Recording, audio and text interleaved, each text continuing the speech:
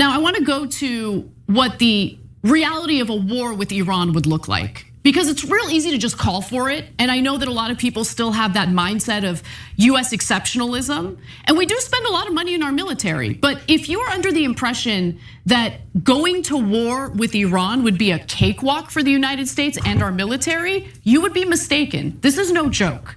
So let's go to Jordan Cohen. He's a policy analyst in defense and foreign policy at the Cato Institute. And he wrote a really great piece in The Hill about what a war with Iran would look like. And this is the kind of stuff that he analyzes to kind of see what the cost of the war would be, what the chances are that the United States would win. And here's what he writes. Iran's military is designed to prevent an invasion and impose significant costs on any potential attack by air or sea.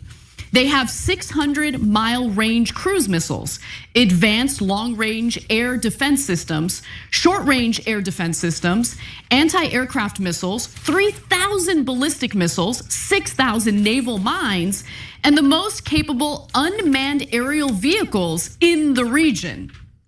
So you can kind of understand why Israel would want us to fight their war for them rather than taking it on themselves. But let me continue.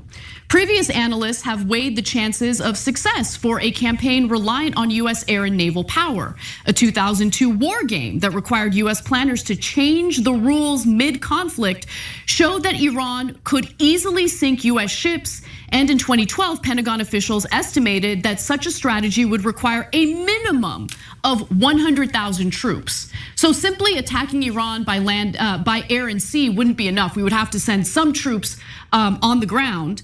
But as a result, the US will be unable to engage in a strategy relying on air and naval power to overwhelm the Iranian military, and a ground invasion would be necessary. So let's get to the ground invasion and what that would require.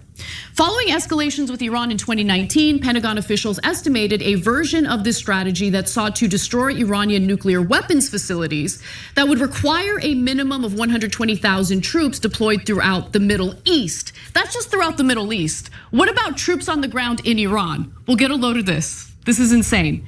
Analysts estimate that any ground invasion would require 1.6 million US troops, almost 10 times what the United States committed to Iraq at any given time. So are we ready for this? Is this what we want? I don't want this. This is ridiculous. This is insane.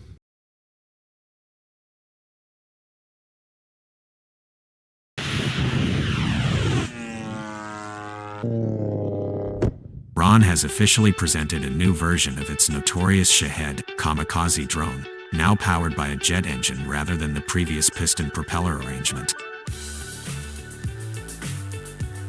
The Shahed 238 was also shown with new guidance systems, with radar and electro-optical infrared guidance now apparently being offered in addition to earlier Shahed versions, which primarily employed a combination of inertial and GPS navigation to hit fixed targets.